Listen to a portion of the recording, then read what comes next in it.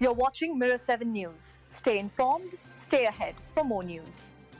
Hey everyone, today I want to talk to you about two powerful stories that are making headlines.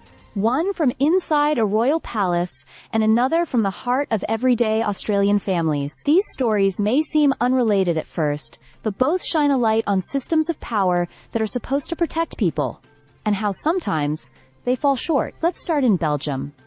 Princess Delphine, the half-sister of King Philippe, has opened up in a candid interview on the It's Raining Men podcast. She reveals what it was like growing up as the secret daughter of King Albert II, Belgium's former monarch. Delphine says she believed he was just a family friend, someone her mother affectionately called Papillon, or Butterfly, who visited quietly via underground parking garages. It wasn't until she was 17 that she learned the truth. This man was her biological father.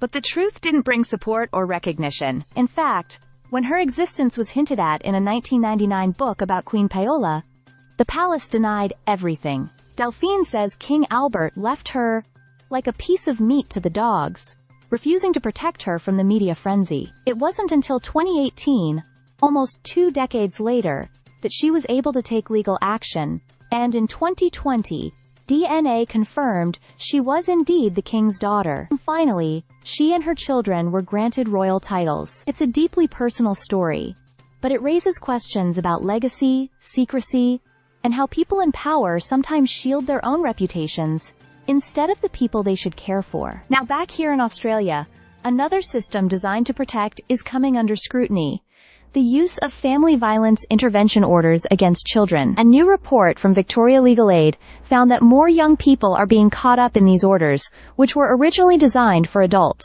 and often, even their families don't support them.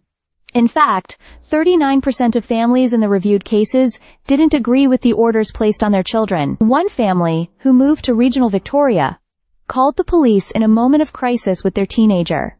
They thought they were getting help. Instead, an intervention order was placed, naming the father as the person needing protection. If they called the police again, they were told their child could be charged with a crime. That's how quickly the system escalated, and the family says they lost the support they really needed: counseling and care. These orders are also being used in schools, where bullying incidents are leading to courtroom battles. One First Nations mother says both her kids ended up with intervention orders after a fight that was sparked by ongoing bullying. She believes the school could have helped more with mediation and support, not legal punishment. Experts are saying what a lot of parents feel in their gut: that legal intervention is too blunt, too fast, and not always helpful for young people who are struggling, especially those with mental health or neurodiversity challenges. So whether it's a princess fighting for recognition or a teenager caught in a courtroom instead of a counseling room, both stories point to the same thing: a need for compassion over procedure, for people over power. Let's keep talking about these things,